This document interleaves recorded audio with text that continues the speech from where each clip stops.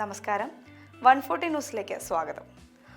ആരോഗ്യ ഇൻഷുറൻസ് പദ്ധതിയായ മെഡിസേവ് പരിഷ്കരിക്കാൻ സർക്കാർ ഒരുങ്ങുന്നു. ഓണം കഴിഞ്ഞാലുടൻ പദ്ധതി പൊളിച്ചെഴുതുമെന്നാണ് വിവരം. പിണറായി സർക്കാരിന്റെ കാലത്ത് ആരംഭിച്ച ക്യാഷ്ലെസ് ചികിത്സയാണ് മെഡിസേവ് പദ്ധതി. സർക്കാർ ജീവനക്കാർക്കും പെൻഷൻകാർക്കുമായാണ് ഈ ആരോഗ്യ ഇൻഷുറൻസ് പദ്ധതി ആരംഭിച്ചിരുന്നത്. എന്നാൽ മെഡിസേവ് പദ്ധതിക്കെതിരെ വ്യാപക പരാതികളാണ് ഇപ്പോൾ ഉയർന്നു വരുന്നത്. പ്രധാന ആശുപത്രികളിൽ പോലും ചികിത്സ ലഭിക്കുന്നില്ലെന്നും അർഹമായ ക്ലെയിമുകൾ കൂട്ടത്തോടെ നിരസിക്കപ്പെടുന്നുവെന്നും ആക്ഷേപമുണ്ട്.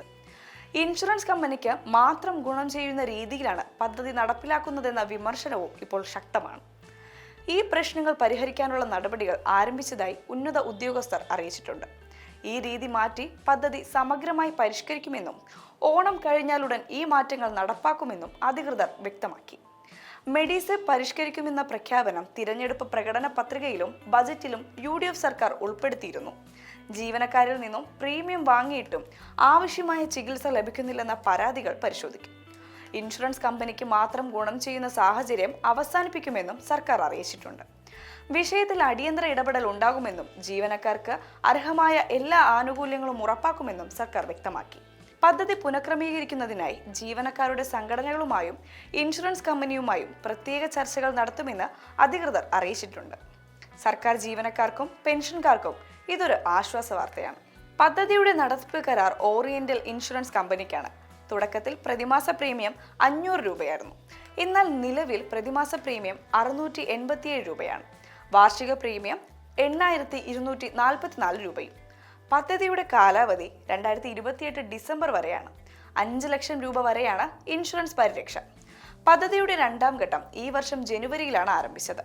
ആദ്യഘട്ടം നടപ്പാക്കിയ ഓറിയന്റൽ ഇൻഷുറൻസ് കമ്പനിയാണ് രണ്ടാം ഘട്ടവും നടപ്പാക്കുന്നത്. എന്നാൽ പ്രായോഗികമായി അത് ലഭിക്കുന്നില്ലെന്നാണ് ജീവനക്കാരുടെ പരാതി. പരാതികൾ പരിഗണിക്കാതെ ജീവനക്കാരെയും പെൻഷൻകാരെയും ബുദ്ധിമുട്ടിക്കുന്നുവെന്ന വിമർശനവും ഉയരുന്നുണ്ട്.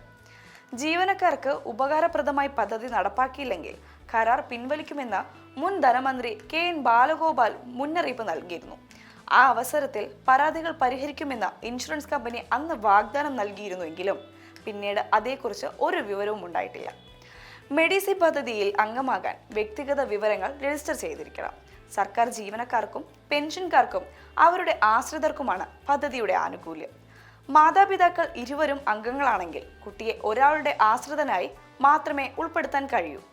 പെൻഷൻകാരായ മാതാപിതാക്കളെ ആശ്രിതരാക്കാൻ കഴിയില്ല. പെൻഷൻകാരുടെ മാതാപിതാക്കൾ, സഹോദരങ്ങൾ, വൈകല്യമില്ലാത്ത മക്കൾ എന്നിവരെ പദ്ധതിയിൽ ഉൾപ്പെടുത്താനാകില്ല. പങ്കാളിയെയും ശാരീരിക വൈകല്യമുള്ള മക്കളെയും പ്രായപരിധിയില്ലാതെ പദ്ധതിയിൽ ഉൾപ്പെടുത്താം.